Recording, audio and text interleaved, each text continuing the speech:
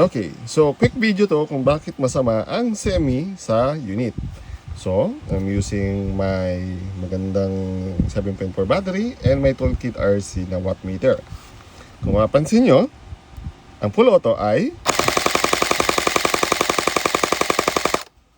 max 9.2 amps. Tapos, kung makita mo yung waveform, ano na siya? 9.2. So, chicken na chicken siya sa battery. So, hindi man ito mga dahil doon.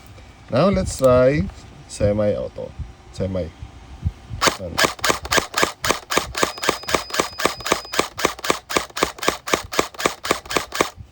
At makikita nyo po, ang max amperes niya ay 11.3 amps, 85 watts. So, kita nyo, mas mataas yung kinakain ng semi kesa sa full auto. Dahil yung startup current niya para lang siya mag-start ng gawa ng motor. At hindi yung rason kaya madaling masunog ang trigger. Masyadong mataas ang kinakain niyang wattage sa semi. Katulad sa full auto na mababa lang siya. Okay?